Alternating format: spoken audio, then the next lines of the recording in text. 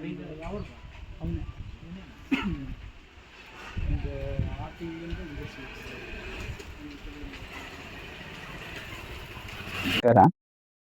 ಹೆಸರು ವೇಣು ಅಂತ ಹೇಳ್ಬಿಟ್ಟು, ನಾನು ಒಬ್ಬ ಡೋಲ್ ವಾದಕ. ಡೋಲ್ ಬಾರಿಸ್ತೀನಿ ಈ ಮದುವೆ ಫಂಕ್ಷನಲ್ಲಿ. ಈಗ ನನ್ನ ಈ ವಿಚಾರ ತಿಳಿಸುವುದೇನೆಂದರೆ, ನನ್ನ ಮಗನ ಆರೋಗ್ಯ ಸ್ಥಿತಿಯಿಂದ, ನನ್ನ ಮಗನ 3 ತಿಂಗಳಿಂದ ಸತತವಾಗಿ ನಾನು ಕಷ್ಟಪಟ್ಟು ನನ್ನ ಮಗನ ಚಿಕಿತ್ಸೆಗೋಸ್ಕರನೇ ನಾನು ಕಷ್ಟ ಬಿದ್ದಿದ್ದೀನಿ. ಆದರೆ ಈಗ ನನ್ನ ಮಗನ ಆರೋಗ್ಯ ಸ್ಥಿತಿ ತುಂಬ ಗಂಭೀರವಾಗಿದೆ. ಇದರಲ್ಲಿ BMT bone marrow treatment translation ಅನ್ನೋ ಚಿಕಿತ್ಸೆ ಪಡೆಯಬೇಕು ಅಂತ ಡಾಕ್ಟ್ರು ಚಿಕಿತ್ಸೆ ಹೇಳಿದ್ದಾರೆ. ಇದರಲ್ಲಿ ನನ್ನ ಮಗನ ಇಷ್ಟು ದಿನ ನಾನು ಕಷ್ಟಪಟ್ಟು ನನ್ನ ಮಗನನ್ನ ಉಳಿಸ್ಕೊಂಡಿದ್ದೀನಿ. ಆದರೆ ಇನ್ನು ಮುಂದೆ ನನ್ನ ಕೈಯಲ್ಲಿ ಇಚ್ಛಾಶಕ್ತಿ ಆಗ್ತಾ ಇಲ್ಲ. ಅದರಿಂದ ಈ ಚಿಕಿತ್ಸೆಗೋಸ್ಕರ 31 ಲಕ್ಷ ಬೇಡಿಕೆ ಇಕ್ಕಿದ್ದಾರೆ. ಆದ್ದರಿಂದ ತಾವು ತನು ಮನ ಧನ ಸಹಾಯ ಮಾಡಿ ನನ್ನ ಮಗನ ಉಳಿಸ್ಕೊಳ್ಬೇಕಾಗಿ ವಿನಂತಿ. ನಮಸ್ತೆ, ನನ್ನ ಹೆಸರು ಶಾಲಿನಿ ಅಂತ. ನನ್ನ ಮಗ ಯಶ್ ಸಾಯಿ ಅಂತ. ಅವನಿಗೆ ಇವಾಗ ಟ್ರೀಟ್ಮೆಂಟ್ಗೋಸ್ಕರ ನಾವು ಫಂಡ್ ರೇಸ್ ಮಾಡಿಸ್ತಾ ಇದ್ದೀವಿ. ಮತ್ತೆ ಅವನಿಗೆ 6 ಮಂತ್ಸ್ ಮಗುವಿಂದನು ಅವನಿಗೆ ತುಂಬಾ ಹೈ ಫೀವರ್ ಬರ್ತಾ ಇತ್ತು. ನಮಗೆ ಗೊತ್ತಾಗದೆ ನಾವು ತುಂಬಾ ಕಡೆ ನಾವು ಟ್ರೀಟ್ಮೆಂಟ್ ಕೊಡ್ಸಿದೀವಿ. ಲೈಕ್ ಟಿಲ್ ಡೇಟ್ ಒಂದು 11 ಟೈಮ್ಸ್ ಅಡ್ಮಿಟ್ ಮಾಡಿದೀವಿ ನಾವು. ಬಟ್ ಅವನಿಗೆ ಏನ್ ಪ್ರಾಬ್ಲಮ್ ಅಂತ ಆಕ್ಚುಲಿ ಏನು ಡಯಾಗ್ನೋಸ್ ಆಗಿರ್ಲಿಲ್ಲ. ಬಟ್ ಆಮೇಲೆ ಲೇಟರ್ ಆನ್ ನಾವು MS ರಾಮಯ್ಯ ಅಲ್ಲಿ ಅಡ್ಮಿಟ್ ಮಾಡಿದ್ವಿ. ಅವರು ANA ಪ್ರೊಫೈಲ್ ಅಂತ ಮಾಡಿಸಿದ್ರು. ನನ್ಗೆ ANA ಪ್ರೊಫೈಲ್ ಅಲ್ಲಿ ನಮ್ಗೆ ಆಕ್ಚುಯಲ್ ಪ್ರಾಬ್ಲಮ್ ಏನು ಅಂತ ಗೊತ್ತಾಯ್ತು. ಆಕ್ಚುಲಿ ಇದು ಅಲ್ಲಿ ಪ್ರಸ್ತುತ ಅಲ್ಲಿ ಅವಾಗ ರುಮಟಾಲಜಿಸ್ಟ್ ಯಾರು ಇರ್ಲಿಲ್ಲ.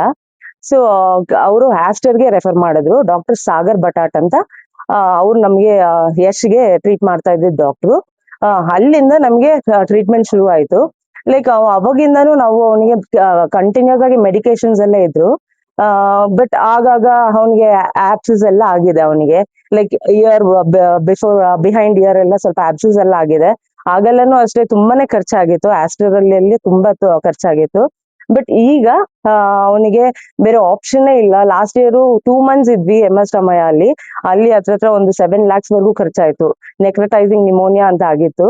ಆಗ ಒಂದು 20% ಆಫ್ ಲಂಗ್ ಅವನಿಗೆ ತೆಗ್ದಿದ್ದಾರೆ. ಲೈಕ್ ಕಂಪ್ಲೀಟ್ ಆಗಿ ನೆಕ್ರಟೈಸ್ ಆಗೋಗಿತ್ತು. ಅದಕ್ಕೋಸ್ಕರ ಆಗ್ಲಿಂದ ಒಂದ್ ಸ್ವಲ್ಪ ತುಂಬಾನೇ ಇನ್ಫೆಕ್ಷನ್ಸ್ ಅಂದ್ರೆ ರೆಕರೆಂಟ್ ಇನ್ಫೆಕ್ಷನ್ಸ್ ಇರೋದ್ರಿಂದ ಅವನಿಗೆ ಟ್ರೀಟ್ಮೆಂಟ್ ಬೇಕಾಗಿದೆ. ಅದಕ್ಕೆ ಲಾಸ್ಟ್ ಆಪ್ಷನ್ ಆಗಿ BMT ಅಂದ್ರೆ ಬೋನ್ ಮ್ಯಾರೋ ಟ್ರಾನ್ಸ್ಪ್ಲಾಂಟ್ ಅಂತ ಒಂದು ಆಪ್ಷನ್ ಕೊಟ್ಟಿದ್ದಾರೆ. ಅದು ಸ್ವಲ್ಪ ತುಂಬಾನೇ ಕಾಸ್ಟ್ಲಿ ಇದೆ. ಅದು ಎಸ್ಟಿಮೇಷನ್ ಬಂದ್ಬಿಟ್ಟು 31 lakhs ಅಂತ ಕೊಟ್ಟಿದ್ದಾರೆ. ಅದಕ್ಕೋಸ್ಕರ ನಾವು ಸ್ವಲ್ಪ ಫಂಡ್ ರೇಸ್ ಮಾಡೋಣ ಅಂತ. ಆದಷ್ಟು ನಿಮ್ ಕೈಲಾದಷ್ಟು ನಮ್ಗೆ ಹೆಲ್ಪ್ ಮಾಡ್ಕೊಡಿ. ನನ್ ಮಗನ ಉಳಿಸ್ಕೊಡಿ ನನ್ಗೋಸ್ಕರ.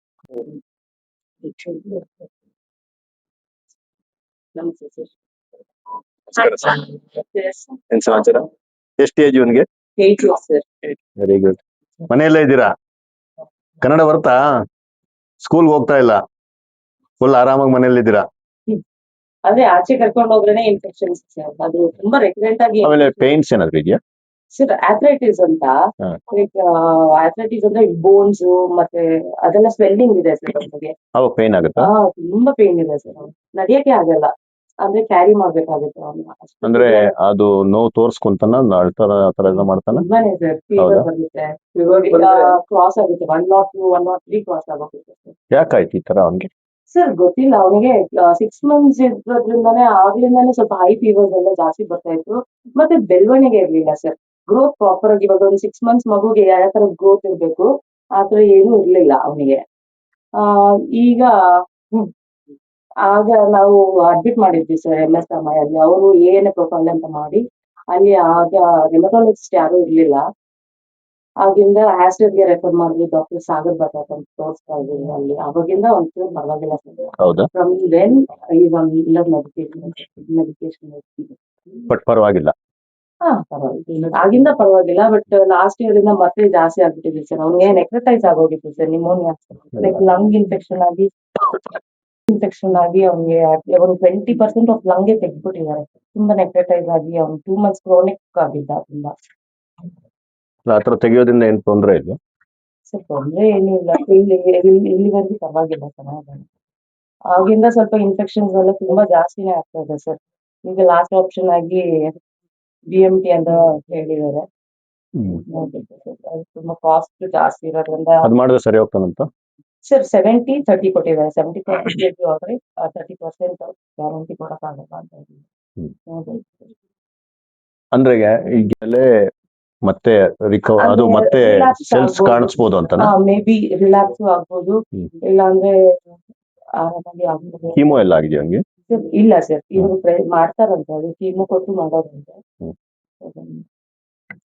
ಅಂದ್ರೆ ಅವನ ಪರಿಸ್ಥಿತಿ ಹೆಂಗಿದೆ ಅಂತ, ಇವಾಗ ಜ್ವರ ಬಂತು ಅಂದ್ರೆ ನಾವ್ ಏನು ಏನು ಆಗುತ್ತೆ ಅನ್ನೋದೇ ಸಿಚುವೇಶನ್ ಹೇಳಕ್ಕಾಗಲ್ಲ.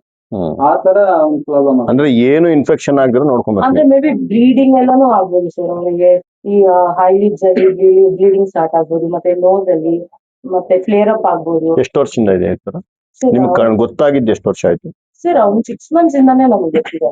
ಆಗ್ಲಿಂದಾನು ನಾವು ಟ್ರೀಟ್ಮೆಂಟ್ ಅಲ್ಲಿ ಇರ್ತೀವಿ. 6 months ಅಲ್ಲಿ ನಮ್ಗೆ ಆಕ್ಚುಲ್ ಡಯಾಗ್ನೋಸ್ ಆಗಿ 9 months ಆಗಿದೆ ಸರ್. ಸ್ಕೂಲ್ ಹೋಗ್ತಿದ್ನಾ? ಹೋಗ್ತಾ ಇದ್ದ ಸರ್. ಫಸ್ಟ್ ಸ್ಟ್ಯಾಂಡರ್ಡ್ ಕಂಪ್ಲೀಟ್ ಆಯ್ತು ಸರ್. ಈಗ ಆಪರೇಷನ್ ಆದಾಗಿಂದ ಸ್ವಲ್ಪ ಬೇಡ ಇನ್ಫೆಕ್ಷನ್ಸ್. ಯಾವಾಗ ಆಗಿದ್ದ operation? Last year sir, 2 months ಇದ್ವಿ MS ಸಮಯದಲ್ಲಿ. ಬರೀ ಜ್ವರ ಬಂದು 2 ಸತಿ ಮಾಡ್ತಿದ್ದೀವಿ, ಸೆಟ್ ಆಗ್ತಿಲ್ಲ. ಎಲ್ಲ ನನ್ನ ಏನು ಜನತೆಯಲ್ಲಿ, ನನ್ನ ಸಹೃದಯ ನಾಗರಿಕರಲ್ಲಿ ಮತ್ತು ನನ್ನೆಲ್ಲ ಸ್ನೇಹಿತರಲ್ಲಿ, ನಮ್ಮೆಲ್ಲ ಹಿತೈಷಿಗಳಲ್ಲಿ, ಎಲ್ಲ ಸರ್ಕಾರಿ ನೌಕರರು, ಖಾಸಗಿ ನೌಕರರು, ಜೊತೆಗೆ ಯುವ ಮಿತ್ರರು, ನನ್ನ ಯುವ ಮಿತ್ರರು ಏನಿದ್ದೀರಾ, ಏನೆಲ್ಲ ಮಾಡ್ತಿದ್ದೀರಾ, ಕ್ರಿಕೆಟ್ ಆಡ್ತೀರಾ ತಾವು, ಇನ್ನೇನೋ ಫಂಕ್ಷನ್ಸ್ ಮಾಡ್ತೀರಾ, ಇನ್ನೆಲ್ಲ ಇದು ಮಾಡ್ತೀರಾ, ಒಂದು ಕಳಕಳಿಯ ಮನವಿ ನಾನು ಮಾಡ್ತಾ ಇದ್ದೀನಿ. ಮಗು ಯಶ್, ಇವನಿಗೆ ನಾವೆಲ್ಲರೂ ನಿಂತ್ಕೊಬೇಕಾಗಿರುವಂತಹ, ಸಮಾಜದಲ್ಲಿ ನಾವ್ಯಾರು ಒಂಟಿ ಅಲ್ಲ ಅಂತ ತೋರಿಸ್ಬೇಕಾಗಿರುವಂತಹ ಒಂದು ಸಂದರ್ಭ ಬಂದಿದೆ. ಈಗ ಅವನ ಜೊತೆ ನಾವು ನಿಂತ್ಕೊಂತಾ ಇದೀವಿ, ನಾವು ಸಹ ಮಾಡ್ತೀವಿ. ಬಟ್ ಅಮೌಂಟ್ ಜಾಸ್ತಿ ಬೇಕಿದೆ, 31 ಲಕ್ಷ ಬೇಕಿದೆ. ಅವ್ರ ಹತ್ರ ಒಂದು 2-3 ಲಕ್ಷ ಕೂಡ ಅರೇಂಜ್ಮೆಂಟ್ ಆಗಿಲ್ಲ ಇದುವರೆಗೂ. ಸೊ ಡೆಫಿನೆಟ್ ಆಗಿ ನಾವೆಲ್ಲ ನಿಂತ್ಕೊಂಡ್ರೆ 31 ಲಕ್ಷ ಅದೇನು ದೊಡ್ಡ ದುಡ್ಡಲ್ಲ. ಎಲ್ಲರೂ ನಾವು ನಿಂತ್ಕೊಳ್ಳೋಣ. ನಾವು ನಿಮ್ಮ ಏನು ಚಾನಲ್ಗಳ ಮುಖಾಂತರ, ನಮ್ಮ ಇದ್ರ ಮುಖಾಂತರ ಅವ್ರ ಅಕೌಂಟ್ ನಂಬರು, ಅವ್ರದ್ದು ಫೋನ್ ಪೇ ನಂಬರು, ಅವ್ರ ಗೂಗಲ್ ಪೇ ನಂಬರ್ ಎಲ್ಲ ಕೊಡ್ತೀವಿ. ನಿಜಕ್ಕೂ ಮಗು ಜೊತೆಗೆ ಅವ್ರ ಕುಟುಂಬನ ಸಹ ನೋಡಿ, ಆ ತಾಯಿ ಅಷ್ಟೊಂದು ನೋವಲ್ಲಿದ್ದಾರೆ. ನಿಜಕ್ಕೂ ಈ ರೀತಿಯ ಸಂದರ್ಭದಲ್ಲೇ ನಾವು ನಾಗರಿಕರಾಗಿ, ಮನುಷ್ಯರಾಗಿ ನಿಂತ್ಕೊಬೇಕಾಗುತ್ತೆ. ದಯವಿಟ್ಟು ಆ ರೀತಿಯ ಪ್ರಬುದ್ಧತೆ ಎಲ್ಲ ನನ್ನ ಜನಗಳಲ್ಲಿ ಇದೆ ಅಂತ ನಂಗೆ ಗೊತ್ತು. ನಾನು ಬರೀ ಚಿಕ್ಕಬಳ್ಳಾಪುರದ ಜನತೆಯಲ್ಲಿ ಮಾತ್ರ ಕೇಳ್ತಾ ಇಲ್ಲ, ಈ ವಿಡಿಯೋವನ್ನ ನೋಡುವಂತಹ ಯಾರೇ ಆಗಿರ್ಲಿ, ಇದು ನೈಜವಾದ 100% ನಿಜವಾದ ಸಂಗತಿ. ಇದು ಯಾರೇ ಆಗ್ಲಿ, ಇದು ಒಂದು ಫೋನ್ ಪೇನೋ ಗೂಗಲ್ ಪೇನೋ ಮಾಡೋದ್ರಲ್ಲಿ ಏನೂ ತಪ್ಪಿಲ್ಲ. ದಯವಿಟ್ಟು ಇದನ್ನ ಮಾಡಿ. ಎಲ್ಲರಿಗೂ ಒಳ್ಳೇದಾಗುತ್ತೆ, ನಿಮಗೂ ಒಳ್ಳೇದಾಗುತ್ತೆ, ನಿಮ್ಮ ಕುಟುಂಬಗಳಿಗೂ ಒಳ್ಳೇದಾಗುತ್ತೆ. ನಾಳೆ ನಮಗೆಲ್ಲ ಏನೇನ್ ಕಷ್ಟಗಳಿದೆಯೋ, ಈ ಕಾಲಗರ್ಭದಲ್ಲಿ ಏನೇನ್ ಅಡಗಿದೆಯೋ ಗೊತ್ತಿಲ್ಲ. ನಾಳೆ ನಮ್ಗೆ ಹಣನೇ ಬೇಕಾಗಿದೆ ಅಂತಲ್ಲ, ಯಾರ್ದೋ ಒಂದು ಆಶೀರ್ವಾದ ಬೇಕಾಗ್ಬೋದು, ಯಾರ್ದೋ ಒಂದು ಸಪೋರ್ಟ್ ಬೇಕಾಗ್ಬೋದು. ಏನೋ ಒಂದು ಈ ಪ್ರಕೃತಿ ನಮ್ಮನ್ನ ಕೈ ಹಿಡಿಯುತ್ತೆ, ನಾವು ಇನ್ನೊಬ್ಬರ ಕೈ ಹಿಡಿದಾಗ ಮಾತ್ರ. ನಾವು ಇದ್ರ ಜೊತೆ ನಿಂತಿದೀವಿ. ಈ ವಿಡಿಯೋ ನೋಡ್ತಿರೋ ಅಂತಹ ಎಲ್ಲ ಸಹೃದಯರು ಕಾಮೆಂಟ್ ಬದಲು ದುಡ್ಡು ಹಾಕಿ, ಅವ್ರಿಗೆ ಸೇರುತ್ತೆ. ಅವ್ರು ನೀವೆಷ್ಟೇ ಕಡಿಮೆ ನಿಮ್ಮ ಹತ್ರ ಹಣ ಇರಲಿ, ನಿಮ್ಗೆ ಸಾಲ ಇರಲಿ, ಇನ್ನೊಂದಿರಲಿ, ಒಂದು 500 ರೂಪಾಯಿಂದ 1000 ರೂಪಾಯಿಂದ 10,000 ರೂಪಾಯಿಂದ 1,00,000 ರೂಪಾಯಿ ಎಷ್ಟು ಬೇಕಾದ್ರೂ ಹಾಕಿ ನೋಡಿ. ಇದು 31 ಲಕ್ಷದಲ್ಲಿ ಮುಗಿಯೋ ಅಂತ ಕೆಲಸ ಅಲ್ಲ, ತುಂಬಾ ದೊಡ್ಡ ಕೆಲಸ. ಮಗುವನ್ನ ನಾವು ಉಳಿಸ್ಕೊಬೇಕಾಗಿರೋದು ನಮ್ಮೆಲ್ಲರ ಜವಾಬ್ದಾರಿ. ದಯವಿಟ್ಟು ಕಳಕಳಿಯ ಮನವಿ, ಇದೊಂದು ಏನು ಎಲ್ಲರಲ್ಲೂ ಕೇಳ್ಕೊಂತಾ ಇದ್ದೀನಿ. ದಯವಿಟ್ಟು ಆ ಮಗು ಜೊತೆ ನಿಂತ್ಕೊಳ್ಳೋಂಥ ಕೆಲಸ ಮಾಡಿ. ನಾವು ಸಹ ನಿಂತ್ಕೊಂತೀವಿ, ಆ ಕುಟುಂಬದ ಜೊತೆ ನಾವಿದೀವಿ ಅಂತ ಹೇಳಿದೀವಿ. 100% ನಾವಿರ್ತೀವಿ. ನೀವೆಲ್ಲರೂ ಕೈ ಜೋಡಿಸಿ, ಮುಂದೆ ಒಂದು ದಿನ ನನಗೋ ನಿಮಗೋ ಇನ್ನೊಬ್ಬರಿಗೋ ಏನೋ ಯಾವುದೋ ರೀತಿಯಲ್ಲಿ ದೇವರು ಒಂದು ಕಷ್ಟ ಕೊಟ್ಟಾಗ, ಈ ರೀತಿಯ ಕುಟುಂಬಗಳ ಆಶೀರ್ವಾದ ನಮ್ಮ ಮೇಲಿರುತ್ತೆ, ಆ ಕುಟುಂಬಗಳ ಶಕ್ತಿ ನಮ್ಮ ಮೇಲಿರುತ್ತೆ.